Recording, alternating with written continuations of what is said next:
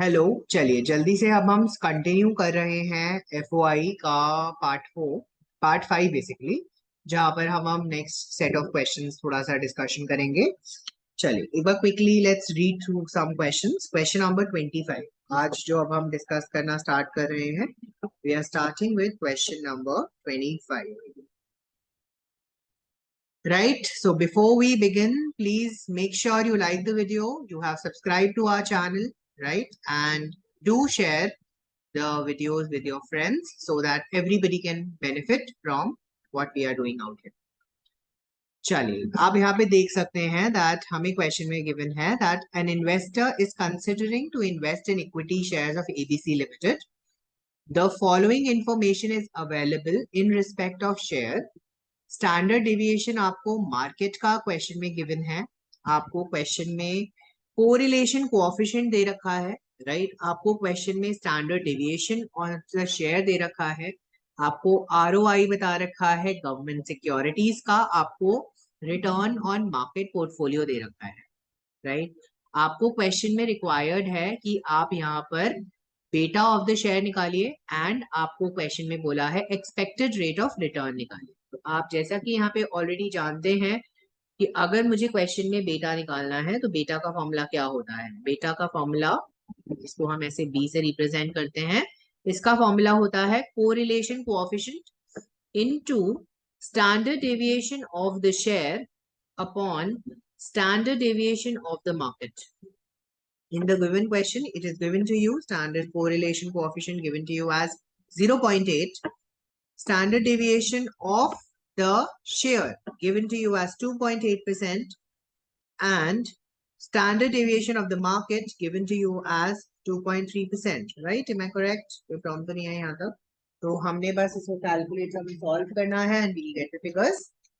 0.8 divide into 2.3 divided by, I'm so sorry, I made a mistake. 0.8 into 2.8 divided by 2.3. तो हमारे पास beta का value आ गया 0.9739। मैं हमेशा 4 डेसिमल प्लेस तक वैल्यूज को पुट करता हूँ. So that's what we have done out here, right? So the next element that we have here is expected return, and you know how to calculate the expected return. Since हमें यहाँ पे सारी चीजें दे रखी है, that is RF plus beta into RM minus RF, right? आपको question में government securities का दे रखा है, that's the risk free return, 12% given to you. बेटा आपने जस्ट अभी ऊपर कैलकुलेट किया ही है ना। और आपको ये भी क्वेश्चन में मेंशन्ड है कि मेरा जो रिटर्न और मार्केट पोर्टफोलियो इज 18% एंड मेरा रिस्क फ्री रिटर्न 12% है। हमने बस इसकी वैल्यू पुट कर दी और आंसर निकाल दिया।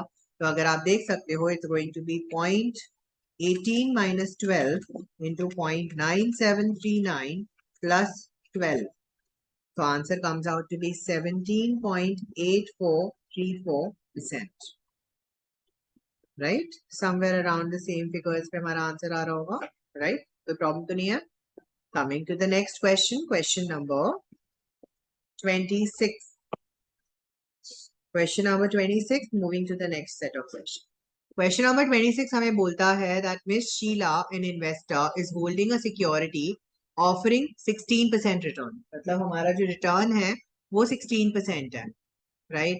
बोलता है अगर मेरा रिस्क फ्री एसेट 7% है और मार्केट इंडेक्स 15% है, advise her on the basis of CAPM to hold, not to hold, अगर मेरा सिस्टमैटिक रिस्क जो है, वो क्वेश्चन में गिवन है। So let's try to first understand what do you mean by the term systematic risk. So systematic risk is nothing. It is the beta of the portfolio or share, right? तो जब हम कहते हैं systematic risk है तो इसका मतलब आपको बेटा गिवन है। तो अगर आप देखोगे when beta is equal to 1, that is the first point, है ना। आप देख सकते हो मेरा RF जो है given to me as 7%, मेरा RM जो है given to me as 15%, and मेरा बेटा जो है वो मुझे क्वेश्चन में बता रखा है 1। राइट। और आपको क्वेश्चन में क्या बता रखा है कि मेरा जो रिटर्न है, मेरा जो एक्सपेक्टेड रिटर्न है वो 16% है।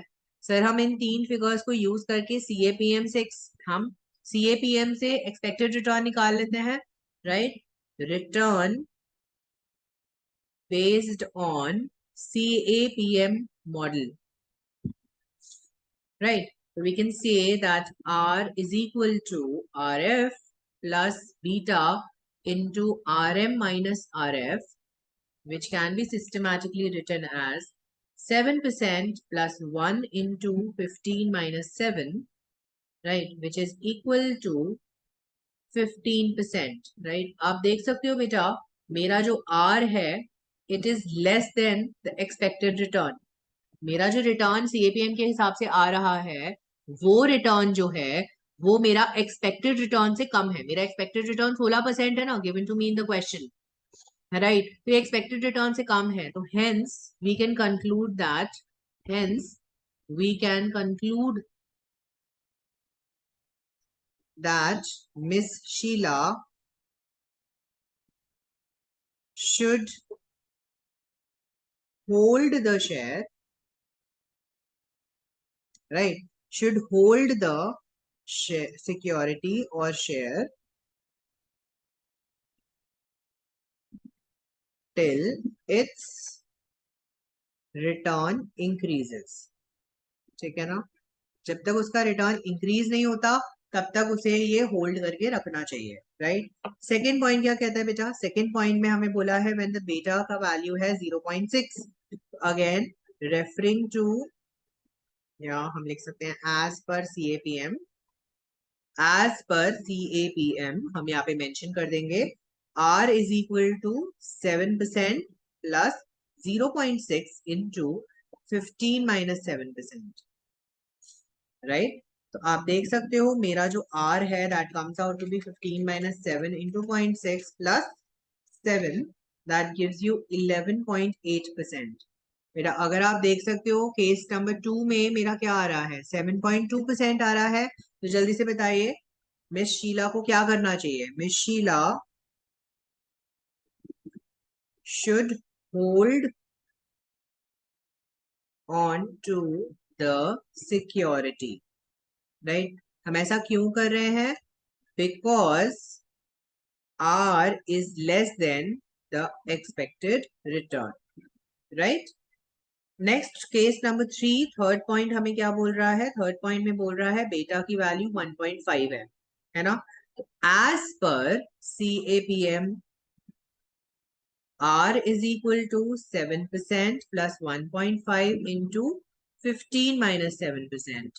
तो आप देख सकते हो मेरा R की वैल्यू क्या हो गई? 15 minus 7 into 1.5 plus 7, तो मेरा आंसर आ गया 19%, है ना? मिस शीला, है ना, कैन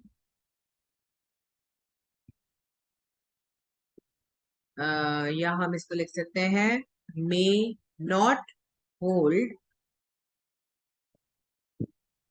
द सिक्योरिटी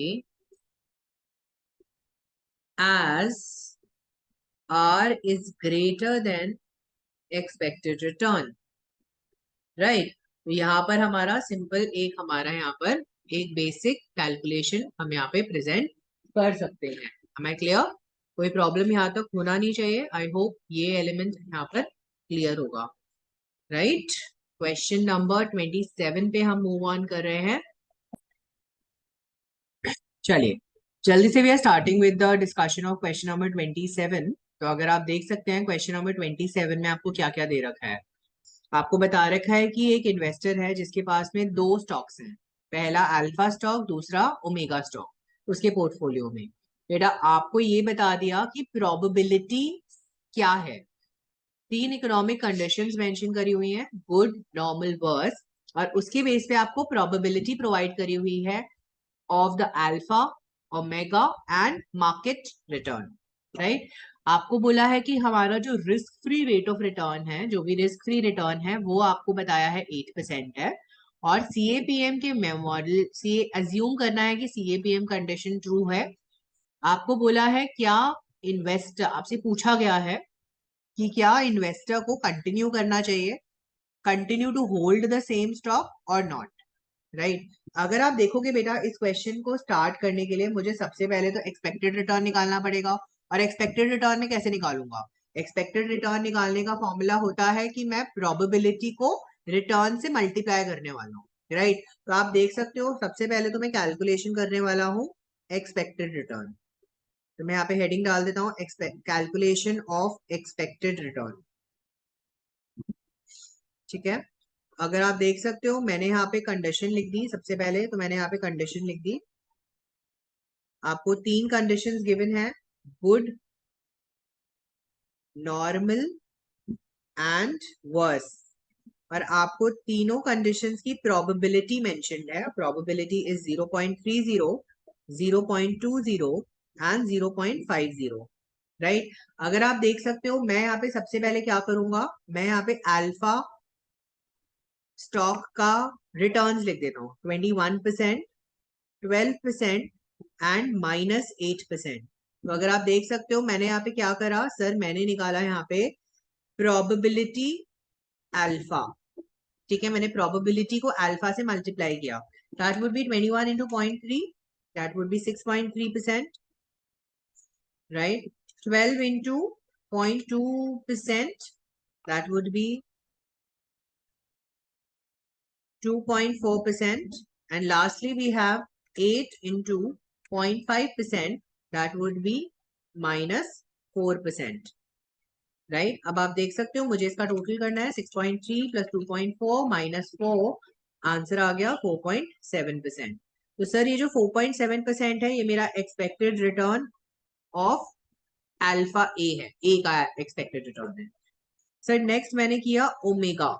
ओमेगा का मुझे क्वेश्चन में दे रखा है 23%, 17% and -10%. So what I am doing is I am calculating the probability को multiply कर रहा हूँ with omega. So 23 into 0.3, that comes out to be 6.9. 17 into 0.2, that comes out to be 3.4, and 10 into 0.5, that comes out to be -5%, right? मैंने इसका total कर दिया बेटा, 6.9 + 3.4 -5, this gives you 5.3%। बेटा आप यहाँ पे देख सकते हो एक्सपेक्टेड रिटर्न ऑफ ओमेगा आपको यहाँ पे मिल गया। Am I clear? Sir last but not the least, मुझे यहाँ पे मार्केट के बारे में भी टोटल दे रखा है। मैंने मार्केट के बारे में कैलकुलेशन लिखी, 22%, 18% and -9%. अब what next am I doing? I am calculating the expected return of the market. That would be 22 into 0.3, that is 6.6%. Next, 18 into 0.2, that is 3.6%. And then 9 into 0.5, that's -4.5%. Right? So 6.6 plus 3.6 minus 4.5, that gives you 5.7%, जो हमारा क्या हो जाएगा, expected return of the market. I hope हमारे ये जो हमने expected returns निकाले हैं, ये कॉन्सेप्ट आपको क्लियर होगा। ये कॉन्सेप्ट हमने ऑलरेडी पढ़ा हुआ है बेटा, कहाँ पर, यूनिट नंबर 1 में। फिर रिमेंबर जब हम एक्सपेक्टेड रिटर्न निकालते थे, प्रोबेबिलिटी और रिटर्न्स गिवन होते थे, हमें एक्सपेक्टेड रिटर्न निकालना होता था और हमें स्टैंडर्ड डेविएशन निकालना होता था, तब हम इसको यूज करते थे, right. On a very similar note, अगर आप देख सकते हो, मेरी जो नेक्स्ट रिक्वायरमेंट है, वो रिक्वायरमेंट है कोवेरिएंस निकालने की। सर कोवेरिएंस निकालना है मुझे between alpha and market return, ठीक है। तो मुझे मार्केट रिटर्न और अल्फा के बीच में कोवेरिएंस निकालना है। How do we go about that? So what I am going to first of all calculate out here is, for the 3 economic conditions, good, normal and worse, what am I going to do here? Sir सबसे पहले तो मैं यहाँ पे probability को copy कर देता हूँ, क्योंकि वो मल्टीप्लाई होने वाला है ना। सर उसके साथ साथ उसके बाद में यहाँ पर हमारी जो नेक्स्ट चीज है, that is alpha and market के रिटर्न्स हम यहाँ पे मेंशन करेंगे, जो हमें गिवन है 21, 12 एंड -8, 22, 18 एंड -9, राइट। अगर आपको याद होगा हम एक कॉन्सेप्ट निकालते थे जहां पर हम डेविएशन निकालते थे, तो हम सबसे पहले कैलकुलेट करेंगे deviation of alpha and deviation of market. So how are we calculating deviation of alpha? Deviation of alpha will be calculated as return of alpha minus return of expected return of alpha. Right? We just calculated. And how are we calculating the deviation of market? We are calculating return of the market minus the expected return of the market. ऐसे करके हम इसको calculate करने वाले हैं. So it's going to be 21. Right? It is going to be 21 minus हमारा expected return कितना था 4.7, तो हमारे पास आ गया आंसर 16.3. राइट. नेक्स्ट हमारे पास आ गया बेटा 12 माइनस 4.7, आंसर आ गया 7.3. नेक्स्ट आ गया बेटा हमारे पास हम दे रखा है -8 माइनस 4.7, मेरे पास आ गया -12.7. आई होप यहाँ तक कोई प्रॉब्लम नहीं है. सर मेरी नेक्स्ट रिक्वायरमेंट क्या है? मेरी नेक्स्ट रिक्वायरमेंट है मार्केट डेविएशन निकालना. That would B 22 minus 5.7. 22 minus 5.7, that is going to be again 16.3. Sir next है मेरी 18 minus 5.7, that is 12.3. and lastly we have -9 minus 5.7, that is -14.7. Sir मेरी next requirement क्या है यहाँ पर? सर मेरी नेक्स्ट रिक्वायरमेंट है प्रोबेबिलिटी को मल्टीप्लाई कर दूंगा डीए एंड डीएम से, डेविएशन से. राइट. तो सर इससे मुझे क्या मिल जाएगा? सर इससे मैं यहाँ पे कैलकुलेशन कर सकता हूँ बहुत इजीली कोवेरियंस के लिए. Sir what kind of covariance की कैलकुलेशन में करूंगा? इस प्रोबेबिलिटी का जो टोटल होने वाला है वही मेरा यहाँ पर आंसर आ जाएगा. That means I am going to multiply 16.3 into 16.3 into its probability, that 0.3, that gives you 79.707. Next मेरे पास आया बेटा 7.3 into 12.3 into 0.2, तो मेरे पास आंसर आ गया 17.958. Right. Lastly I have 12.7 negative में मल्टीप्लाइड बाय 14.7 नेगेटिव में मल्टीप्लाइड बाय 0.5, तो मेरा आंसर आ गया 93.345. बेटा अगर आप देख सकते हो this is my covariance of A and M. A and M का कोवेरियंस इसका टोटल हो जाएगा 79.707 plus 17.958 plus 93.345. This gives you 191.01. This is going to be your covariance between the alpha and the market return. Sir, next we are going to do, हम same काम करने वाले हैं with omega and market return. तो हम covariance calculate करेंगे. Again we are going to do the same thing. अब हमने covariance calculate करना है, covariance of omega and market. उसके लिए भी हमने वही सेम टेबल बनानी है, देख सकते हो. हम सबसे पहले मेंशन करेंगे हमारी conditions, that is good, normal and worse. हमने यहाँ पे प्रोबेबिलिटी मेंशन कर दी 0.3, 0.2, 0.5. हमने यहाँ पे रिटर्न ऑफ ओमेगा मेंशन कर दिया, that is 23%, 17% and -10%.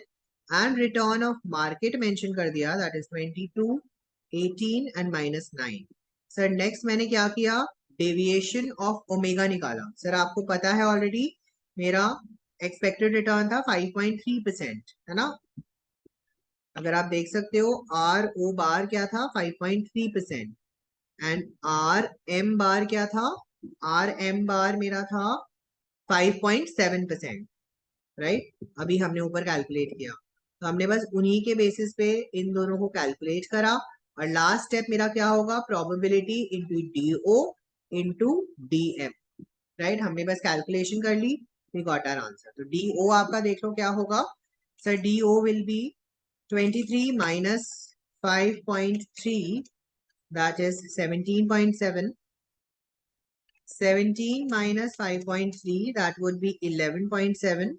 And lastly, minus 10 minus 5.3, answer आ गया 15.3 नेगेटिव में. सर 22 minus 5.7, आंसर आ गया 16.3. 18 minus 5.7 आंसर आ गया 12.3 and negative 9 minus 5.7 that gives you minus 14.7.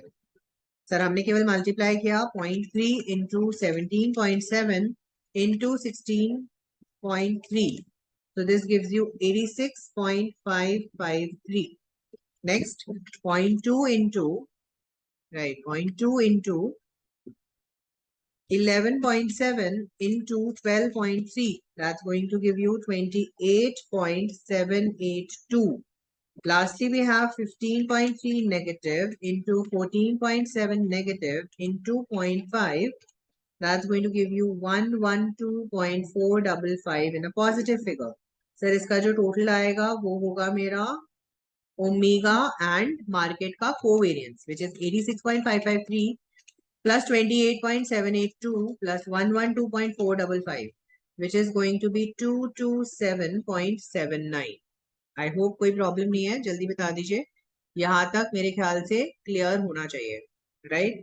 So the next requirement in the question, हम ये covariance क्यों निकाल रहे हैं sir?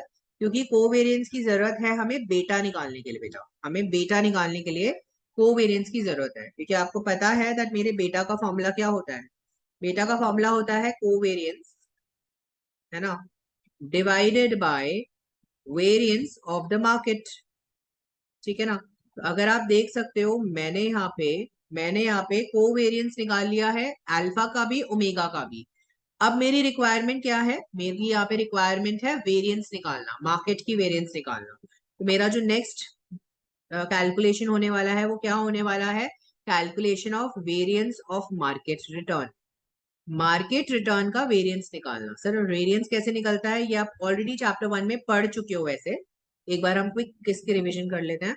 Good, normal and worse. हमने क्या लिखना है यहाँ पे?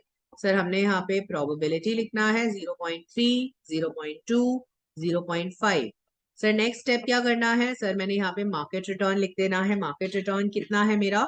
सर मार्केट रिटर्न है 22, 18 and 9% minus negative 9%, right. Sir next काम क्या करना है? सर मैंने यहाँ पर अपना expected return which I have already calculated as 5.7, right? I don't need to copy this again, so I can leave this like this. Okay, so next DM निकालना है. Sir we have already calculated DM above 16.3. We can just copy the figures. 12.3 and minus 14.7, right? The next step is DM का square, है ना, और last step is probability into DM का square, right? So what I'm going to do is I'm going to skip this step and I'm going to directly do this. Okay. So DM का square 16.3 into equal to into 0.3. Answer आ गया सीधा 79.707. 12.3 multiply equal to into 0.2. मेरे पास answer आ गया 30.258. 14.7 negative multiply equal to into 0.5. मेरे पास answer आ गया 108.045. अब बेटा मैंने इसका टोटल कर लिया. इसका टोटल क्या है? 79.707 plus 30.258 plus 108.045. This total gives me 218.01. And you know what this is? What this is the variance. What is this? This is the variance of market. I hope यहाँ तक क्लियर है. Sir अब हमने basically करना क्या है? हमने यहाँ पर अल्फा एंड बीटा का हमने यहाँ पे बेटा निकाल लेते हैं. सर पहले हम निकाल लेते हैं बेटा ऑफ अल्फा. सर बेटा ऑफ अल्फा क्या होगा? It's covariance upon variance. आपने अभी ऊपर कैलकुलेट किया था बेटा, इसका कोवेरियंस था 191.01 एंड इस वेरियंस क्या आया है मार्केट का? 218.01. तो आप देख सकते हो मेरा बेटा क्या आएगा? 191.01 डिवाइड बाय 218.01. मेरा आंसर आ गया 0.8762, राइट. या मैं इसको राउंड फिगर में 876 ले लेता हूँ, राइट. एंड मैंने नेक्स्ट क्या निकाला? बेटा ऑफ ओमेगा, है ना. सर बेटा ऑफ ओमेगा निकाल दिया. Sir again that would B covariance of O and M divided by variance of M. which is nothing but 227.79, right? यही था हमें को 227.79, right? 227.79 upon 218.01, which is 227.79 divided by 218.01 is equal to 1.044. या मैं इसको 1.045 ले लेता हूँ as a round figure, right? What is the last step I have to calculate, sir? What is the last step that I have to calculate here? Sir, I have to calculate the expected return based on CAPM. क्योंकि मुझे question में क्या बोला है, assume कि CAPM की condition true है. Sir अगर ये CAPM का कंडीशन ट्रू नहीं होता तो मुझे बेटा का कैलकुलेशन नहीं करना पड़ता. ये CAPM मेरे लिए एक आइडेंटिफिकेशन है कि मुझे बेटा का कैलकुलेशन करना है, क्योंकि बेटा क्वेश्चन में मिसिंग है. तो आपने देखा यहाँ पे बेटा निकाल लिया. And what is the next step that you have to do here? We just have to calculate the expected return of, सबसे पहले अल्फा. अल्फा का एक्सपेक्टेड रिटर्न निकालेंगे. अल्फा का एक्सपेक्टेड रिटर्न कैसे निकलेगा बेटा? That would be R F plus beta into RM minus RF. Sir, what is RF given to you? 8%, right? Sir, what is the RM? Sir, beta we just calculated 0.0876. RM आपको question में already पता है 5.7 है ना? और आपको पता है बेटा यहाँ पर हमारा RF 8 है, राइट? तो आप देख सकते हो मेरा जो यहाँ पे रिटर्न, एक्सपेक्टेड रिटर्न आने वाला है वो क्या आने वाला है? 5.7 minus 8 into 0.876 plus 8. तो आंसर आ जाएगा 5.9852%, राइट? आप देख सकते हो बेटा, क्योंकि मेरा expected return as per the calculation कितना है? एज यू कैन सी मेरा expected return as per the calculation कितना है? 4.7, राइट? एंड मेरा जो एक्सपेक्टेड रिटर्न यहाँ पे निकला है, ये जो एक्सपेक्टेड रिटर्न निकला है वो कितना CAPM के हिसाब से कितना निकला है, राइट? तो since my expected return of alpha is greater than the return of alpha, expected return that we have calculated, hence we are going to reject this particular security. Why are we rejecting it? Because मेरी calculation higher है in comparison to the other one. ठीक है sir. Similarly हम यहाँ पे दूसरा भी calculate करेंगे. आप देख सकते हो सिमिलरली हम यहाँ पे अपना दूसरा भी कैलकुलेट करेंगे. That is expected return of beta, expected return of omega, right? Expected return of omega which is equal to RF plus beta of omega into RM minus RF. अगर आप देख सकते हो यहाँ पे RF मेरा है 8%, 1.045 that we calculated out here. RM given to us as 5.7 minus RF is given to us as 8%. तो अगर आप देखोगे हम यहाँ पे इसका कैलकुलेशन करेंगे. 5.7 minus 8 into 1.045 प्लस 8%, मेरा आंसर आएगा 5.5965%. बेटा मेरा जो expected return as per CAPM है, क्या ये मेरा ग्रेटर है? क्या ये मेरा ग्रेटर है than the expected return that we have calculated? Yes, again it is greater. 5.3% आ रहा था, है ना?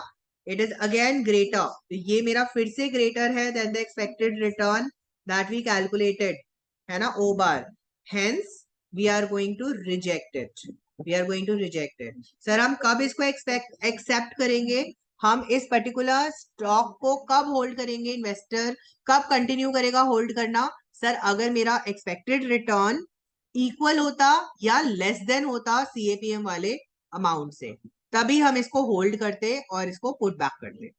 आई होप ये क्वेश्चन आपको क्लियर है, राइट? एंड आई होप यहाँ तक आप लोगों को कोई प्रॉब्लम या डाउट नहीं है, राइट?